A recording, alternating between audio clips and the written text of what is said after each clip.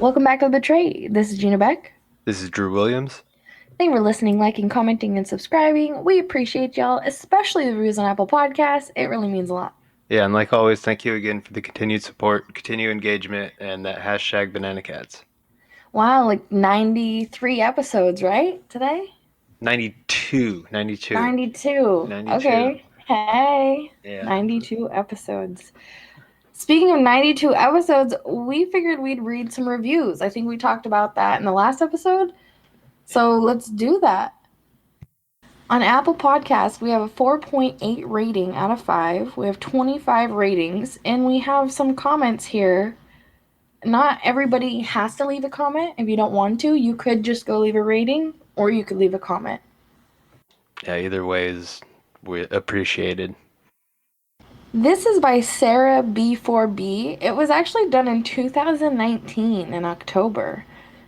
She left a 5-star rating. She says, awesome. Just started listening today and I've binged all of them. These two have a great dynamic and are easy to listen to with interesting content. Definitely recommend. Thank you, Sarah. Yeah, thank you. Yeah, I'm sorry we're late. I mean, yeah, that was a while ago. That was like an early review. Thank you. That was a super early. Someone who actually like super early listened. Thank you. Mm-hmm. This next review is by RDHC. It was left in January 2020. He left 5 stars. He says, Gina is amazing. Gina is a inspiration to so many. I'm amazed at all she's doing. Thank you for bringing awareness and for all you are doing. Thank you so much, RDHC. I appreciate you. Big facts. If you're still listening today, leave a comment on our YouTube or our Instagram. Yeah, thank you guys for the continued input. I didn't even know there was this many reviews at all. The next one's by Ridicule's Patreons 1. He left us, or she left us 5 stars in 2020 also. It says, awesome, very entertaining, intense. Host is engaging and informative. On the edge of my seat the entire time. Looking forward to more episodes. Thank you so much. Appreciate you. I hope you're still listening. Yeah, thank you. The next one is by Native Soltis. 3 stars in November in 2020. Gina is great, but that guy is hard to listen to. Every episode I listen to, it gets clearer how little research actually goes into what gets said on the podcast. I really do think the good of y'all gets overshadowed by the poorly researched musings. Let's talk about it. All right.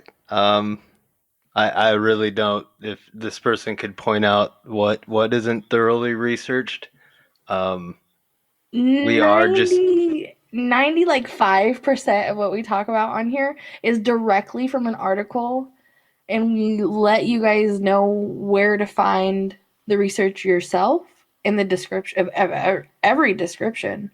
And then if we have guests on, it's really their episode. We just interview them. So I'm not sure. It might be someone that hates me. It's all good. I love you. Love and peace. Peace and love. Love and peace. Rainbows and butterflies. Nothing but love over here. The next one's by Mama Labs. 5 stars. Love this. Super entertaining podcast and an amazing host. So happy I found this. This was done in 2020. Appreciate you, Mama Labs. Next one is a 5-star by Pinky Pinkin in 2021. Hey. Some recent ones. That's cool. It says, rely on the betrayed. I love Gina and Drew. They're so focused on children's safety and internet safety for children. These two are making a huge difference in the world, and I wish we had more like them. Thank y'all. Much love. Hashtag banana cats. I love it. That's awesome. Thank you for the kind words. Thank you. Appreciate you, Pinky. That's great. Banana cats. Hey, I love that people are liking that. It's so random how that started still. Next one is a 5-star by Lewis83 in 2021. Love it. Good job, guys. Thank you. Appreciate you. Short, sweet, to the point. I love it. Next one is by someone that we know and does the same that we've done for around the same amount of time. Sabrina Ajak. She left a 5-star rating in 2021, just recently. Awesome people. This team is awesome and very informative. I enjoy and listen whenever I get a chance. Keep up the awesome work. Thank you, Sabrina. Yeah, thank you for the support. Yeah, her team is Arizona Predator Prevention. You can find her on Facebook and Instagram. She she's been just nothing but lovely, and I try to respond to all of her messages, and I've even helped her out with decoying sometimes. Like she's a great woman, and she Yeah, has a great team herself. I was gonna say they do good work. Yeah, the next one's by Amy Lynn 80, 5-star rating in 2021. Amazing team, great work, very informative. Keep it up. Appreciate you, Amy Lynn. Yeah, I thank you. pre That was the last review. I appreciate all the reviews. If you guys want to go leave a review, go click the Apple Podcast link in our description. We'll be sure to read reviews again like this, and we'd love to read yours. Yeah, thank you guys again for the kind words and everything. We really, really appreciate the input. I think we're going to start this podcast off with this article that I found. It's by The Week, and the title is what caught my eye. I don't really want to read this whole article to you guys. I'll leave it below if you guys want to go read it yourselves. But I just wanted to read the title and then Drew and I answer for ourselves. Because this article doesn't really answer anything, it just gives a bunch of information, which could be information you guys are interested in. So you guys can go check it out for yourselves. But let's ask the question. It says, can rehab for the weirdos that we always talk about, the dangerous people who do bad things to, kids. Can rehab for those type of people help combat the violence that they do? What do you think, Drew? On a broad spectrum, I think absolutely not, but probably on an individual. Like, I'm sure there's, statistically somebody going through that type of. Because they're talking about like therapy and things like that, right? Right, jail, probation, the houses that people provide, the rehabilitation houses, things like that. And we know from experience because we've caught people in rehabilitation houses. Like we've caught people fresh out of jail. We've caught people of just every type of person we've caught. So for me, in my opinion, is the same as yours. I don't I think don't. there's any chance. It's just like you put them together. It's just like take away the weirdo population and just look at criminals in jail or prison. They all learn from each other usually, unless they learn their lesson. There are people that do. One of my best friends who we've had on this show has been to jail and totally turned his life around and was a good guy. But there is the aspect where the same like-minded people get together and they just learn secrets of the trade, I guess is the way to put it.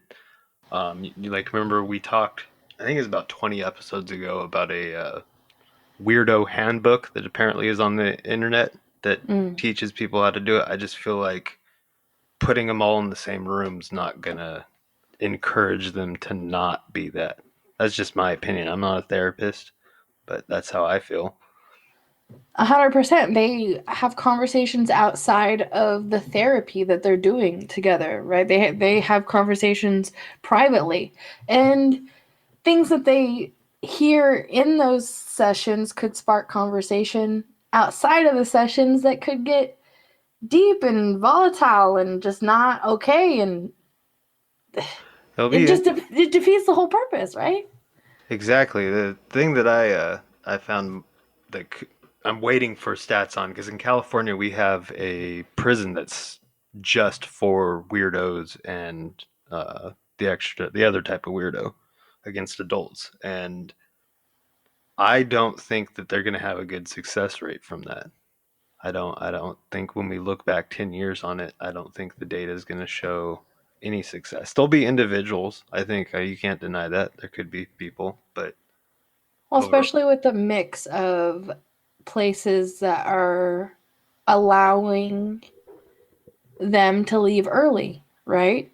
Or not have much punishment at all. And then there's the ones that are like really cracking down right now. And hopefully that causes a domino effect like we like to talk about. But I mean, uh, it's just so. This is I just think it's unforgivable. It's unforgivable. it's That's that. it's unforgivable, and it's an ongoing war that will have no end. Do you get what I mean? There will always Yeah. be these sick people. It's And I feel like more do it twice or more times than just stop at that one time. You know what I well, mean? I Even after getting caught, they go back to do it again. I've seen that more times than I can count, and it's insane. It's insane. They can't control themselves. no. This is actually a good segue. Unless you got a little bit more to say on that. I Oh, go think for it. I think this is actual kind of proof of all that. I think a lot of people that listen to our show probably already saw the viral video, and we'll link the article that has the video of it.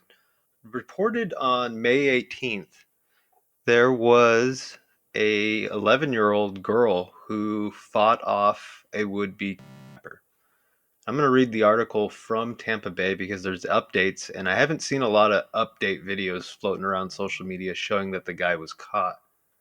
So, attempted kidnapping of 11-year-old girl caught by surveillance camera in Pensacola, West Pensacola, Florida. The Escambia County Sheriff's Office says that the animal who tried to snatch a girl at her bus stop in West Pensacola Tuesday morning has been captured. Surveillance video shows the 11-year-old's brave escape from the man, who had been watching the girl for 2 weeks. In a press conference Tuesday night, the sheriff said they were able to get multiple images and videos of the suspect from the area's businesses, which helped lead to his arrest. It happened around 7 Tuesday morning at Old Coreyfield Road and Perdio Street. The video shows a white Dodge Journey pull onto the street next to the girl. About 90 seconds later, the vehicle comes back down the street and stops. A man jumps out and grabs the girl as her bag is thrown several feet away. As the man tries to drag the girl back to his vehicle, she can be seen struggling as he stumbles and they both fall. The man gets up and runs back to his vehicle as the girl runs in the opposite direction. The Escambia County Sheriff's Office said the man was Hispanic, possibly in his 30s or 40s, and was armed with a knife. After the suspect was placed into custody, the sheriff said they realized part of the vehicle he was driving had been freshly painted, possibly in an attempt to evade capture. The sheriff said the man still had some blue goop on him, which the victim wiped on him when he was attacked. And it was like some silly putty, like that stringy type stuff. Late Tuesday night, the sheriff identified the suspect as 30-year-old Jared Paul Stanga, saying he had a lengthy history that includes abuse of a child. Investigators say 2 weeks before the incident, the girl reported to her principal that a man in a white vehicle had pulled up to her at the bus stop and talked to her. It's unclear if Stanga was the same man.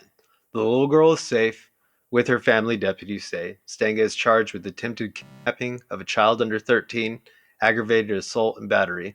Anyone with information about this incident is asked to call the Escambia County Sheriff's Department. We'll leave a link to it. If you do, make sure you click on that. It has all the numbers on there. And you can also call Crime Stoppers at 850-433-STOP. Definitely. It's nice when we get. I like when we give updates of things that I've talked about. I mean, Yeah, no, and this is just proof of what we were talking about before. Like these guys don't just stop doing this weirdo stuff. Like it didn't go into detail exactly what he did, but he'd already been abusing children, so this guy's a weirdo. He's not a good person. And then no. you wonder if this was his first attempt and it failed, or if this is the first attempt that did fail, you know? I just don't see how like any case that involves that type of stuff. You line up 10, 20 people and ask every single person, should we do this or should we do this? They're gonna pick the most, the one that isn't gonna save them. I feel like they're all, nobody's gonna say, give him another chance, put him back on the streets, give him a job at the place near the daycare down the street. Like, what? Because that's exactly what's happening when they just go back into society. Well, yeah, like we haven't referenced it in a while. We'll have to link it, but I mean, if you go to watchdog.org and type in just your local zip code, you can see all the registered weirdos that are around you and the type of crimes they've committed. And you would be shocked how many are close actually to, elementary schools and preschools and things like that. And on the route that maybe you guys walk to the park or Yep. to the library or to the gas station. It's crazy. Stay aware. That's all I can say. And there was an update with the mom where she talks about, she's like, and this is, it's so, I guess, stereotypical. She says something along the lines of, I never keep my kids out of my sight. This is the one time that I didn't. She was running late or something like that. One of her kids, she has a younger one. It was the one time she was late and something happened. So Yeah, even that's even all it being takes. a great parent, bad things can still happen. You just need to be very aware. So we got one more update, and I'm sure we're going to continue talking about this because it's the biggest story out of this entire community ever. This is coming from 1011now.com, which I'm not sure where this is at. I think it's in Nebraska, but it's reporting out of London. The brother of Jeff Epstein's former girlfriend, Ghislaine Maxwell, said Wednesday she should be released on bail from U.S. jail, a claim that she was being held in degrading conditions that amount to torture. Maxwell, 59, is awaiting trial in July on charges she recruited teenage girls from the late financier to sexual abuse. The British socialite has been in federal lockup in Brooklyn since she was arrested last July, and she has lost two bail requests, including a $28.5 million bail release proposal in December because she was deemed a flight risk. Her brother, Ian Maxwell, told the BBC Wednesday he was worried about her health and ability to prepare for her trial because of the conditions she was held in.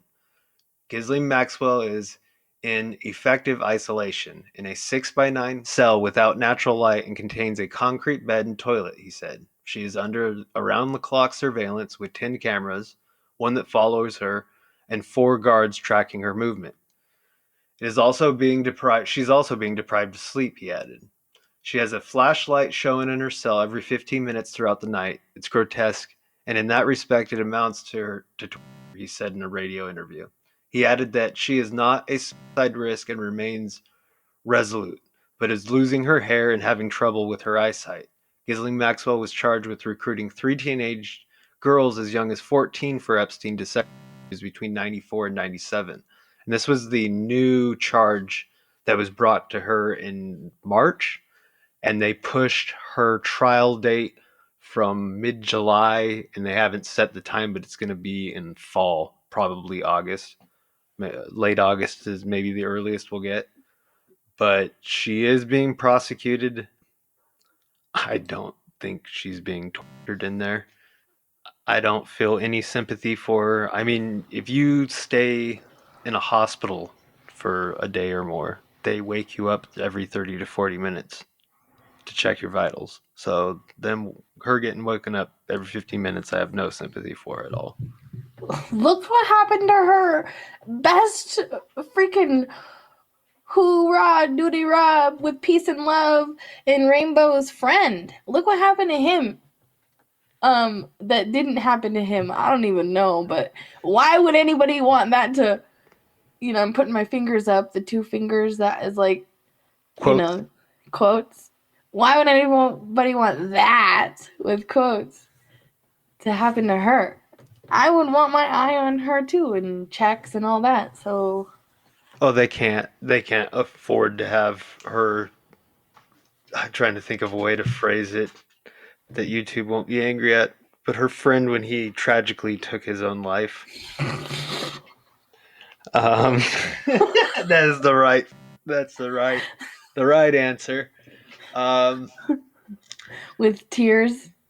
oh, Yeah, I'm so With tears and sad. sorries. So sad. Um, yeah, I don't. I understand it's her brother. I mean, you can't. I don't think you can really completely blame family. I think people have weird psychological bonds that make you overlook some of the worst things in people. But I don't feel sorry for Maxwell at all. Not one bit. No, she made the choices that she made in life. You're a choice maker, you know? Yep. There's nothing else to really say about it. Yeah. That's it. So I guess leaving it on that note, thank you for listening. Thank you for liking. Thank you for commenting and subscribing. Until next time, Banana Cats. Banana Cats. Much love. Peace.